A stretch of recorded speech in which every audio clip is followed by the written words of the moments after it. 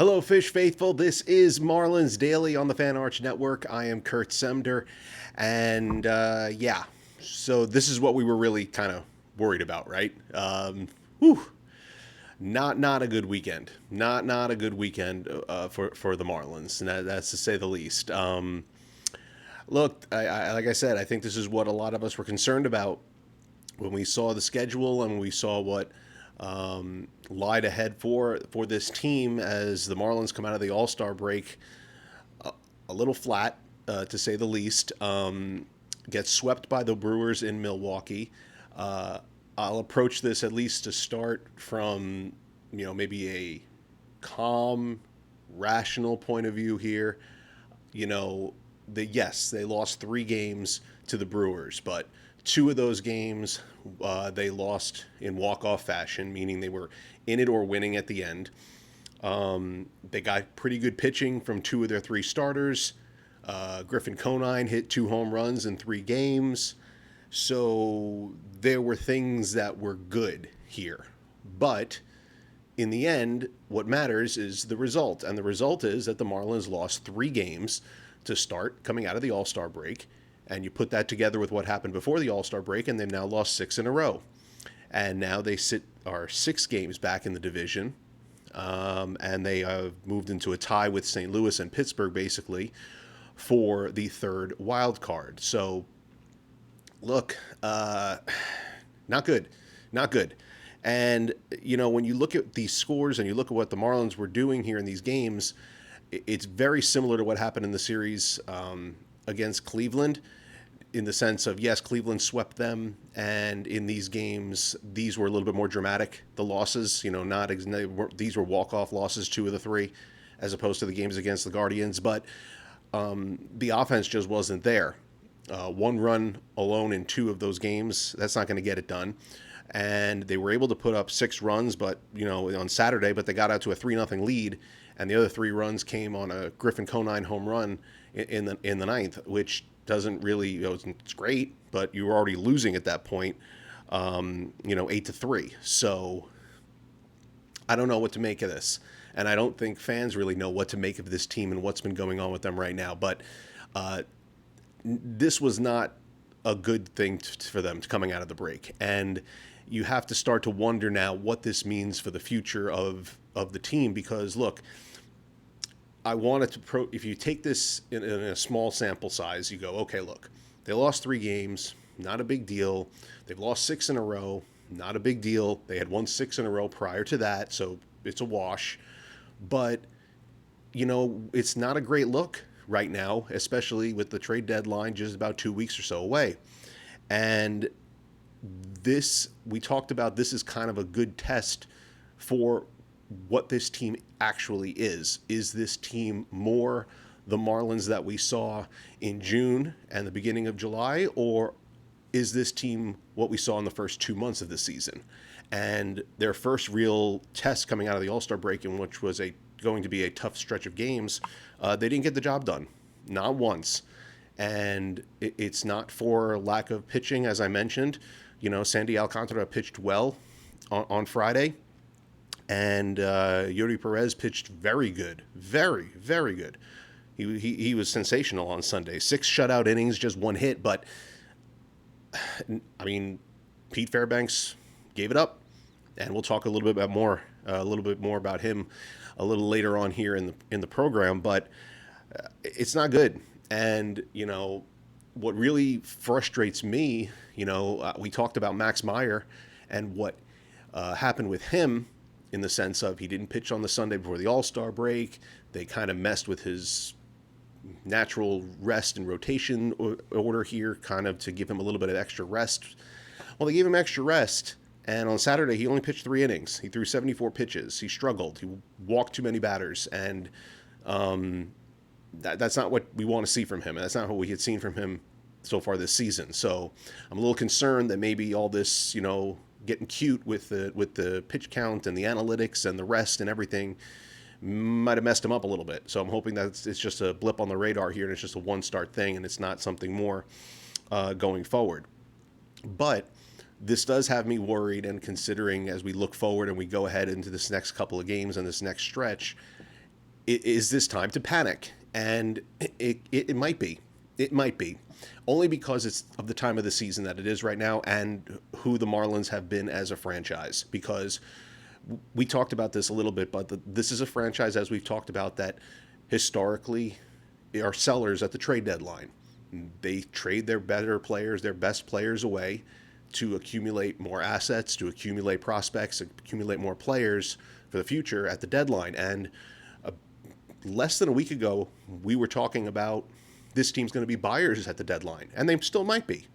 The front office said that they're going to be aggressive and they're going to look to add to the team and they're going to look to keep their best players, and they still might. But there's still enough time for that to reverse. And there's still enough time for them to change things up and make decisions here and to do something different. So if they decide that they are going to go in a different direction and that they are going to start selling off pieces rather than adding them, then it's just more of the same. And that's not what you want here. Now, they have time. They have time to turn this thing around here, as we mentioned. These next stretch of games, these next 9 games are going to be very crucial. These games against Houston, against San Diego, and against Philly, teams that are contending for playoff spots, a good litmus test for the team. But they're not off to a great start. And I worry that this front office doesn't need much to do a 180 on what they've said so far and go in the other direction. Being in the wild card race is great, but they've gotten here without spending much, and they've gotten here without doing much. So there might be an idea that maybe they can continue to do that if they just stay there, and I worry about that. I also worry about what the guys who are on this team, how much longer they're going to be effective in their current roles, and we'll talk about one of them in just a minute, but I mean, Lake Bakker's been awful as of late. He gave up the walk-off single on Friday. He's given up 6 runs and 11 hits in his last 7 games. That's not going to get it done. He struggled, and some of the other guys in the bullpen, which are banged up right now, John King, Anthony Bender, both on the injured list. This team's in a tough spot right now, and they got to come together. And some of that confidence we saw during the stretch in June needs to show right now. Their best player, their best hitter, Otto Lopez, is out right now with a finger injury coming out of the All-Star break. Kind of a freak injury happened on Saturday. Don't know when he'll be back. He might be back sooner rather than later. But it's sometimes finger injuries can linger. Didn't intend to rhyme there, but it worked out. But all kidding aside here, they need Otto Lopez in the lineup. Without him in there, they don't really have too many consistent threats.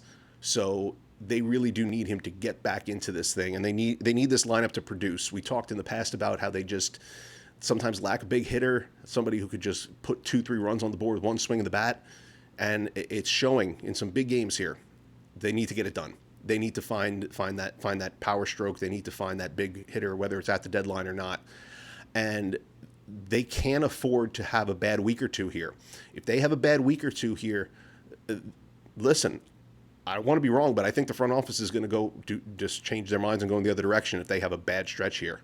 If they're already 0-3 to start this stretch of 12 games, if they don't win at least, I don't know, 6 of the next 9, maybe something along those lines, go 6-3 over the next 9 games. This could be a very different team when we get to mid-August. And we could be talking about a lot different topics than a team that's contending for a playoff spot. So we'll have to continue to see what they're going to do, because there's a lot of moving parts here, and this thing could change real quick. But these 3 games in Milwaukee were not how you wanted to start the second half. And yes, it might be time to panic for the Marlins. It might be time to panic for Marlins fans, and it might be time to panic for the front office.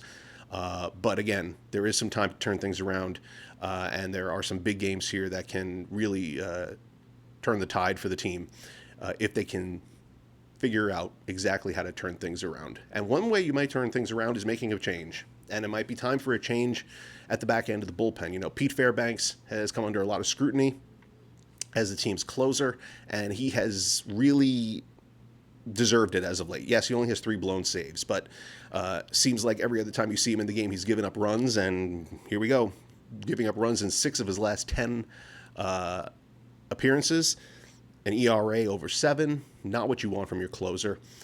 They don't have a lot of options on the roster. Michael Peterson's been really, really well, but I don't know if he's ready for that high leverage spot, or if I don't know if he's going to be able to handle that. Not a ton of experience there. Anthony Bender, maybe. John King, maybe. But those guys are both hurt right now.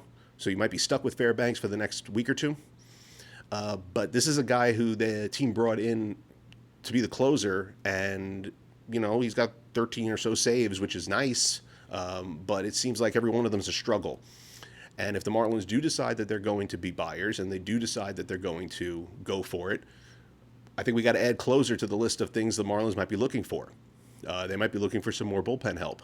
And might be time to make the switch there at closer, because right now, I just, in a situation like this where they're in such a tight playoff race and runs are at a premium, you can't afford to blow some of these games. And, more often than not, it seems like Fairbanks is putting them into some tough spots. And, Yuri Perez pitched a great game yesterday, and he blew it. You give up a walk-off 3-run homer to William Contreras. You can't do that. You can't do that if you're in a playoff race. That's a game you got to win. You got to win that game. I mean, yes, it's 1-0. I know it's tough, 1-run lead on the road, but that's a game, if you want to make the playoffs, you got to win. And they not only didn't win it, they just lost big time, 3-1 on a 3-run walk-off homer. That's not going to get it done here. And their offense isn't helping them much, putting them in these spots. But I think Fairbanks' time as closer, he's on thin ice right now. So keep an eye out there and see what they do in the bullpen. Clayton McCullough may have some decisions to make moving forward.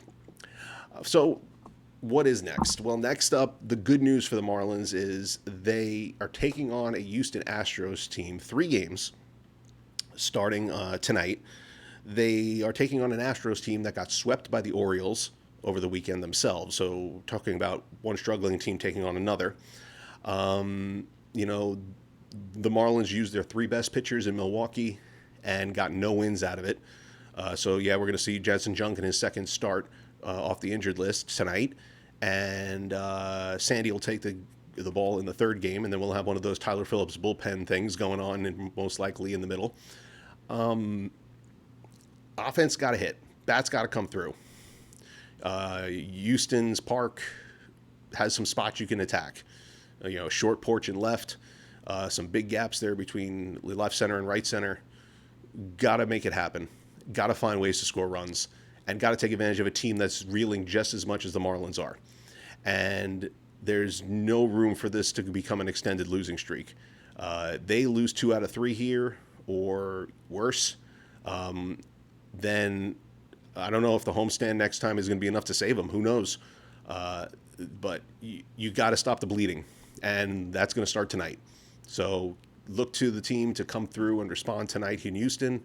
See if they can get it done. See if Junk can lead them to a win, and most importantly, see if the bats can go. Hopefully, Otto Lopez is in the lineup, and hopefully the Marlins can get back on the winning track so we can have a little bit more fun on the show talking about what's going on with this team as we make our way through the week. But for now, that's going to start us off here this week on Marlins Daily. I'll be back with you tomorrow to break down everything that took place in the Miami-Houston game later tonight. For now, though, that's Marlins Daily. I'll see you guys tomorrow.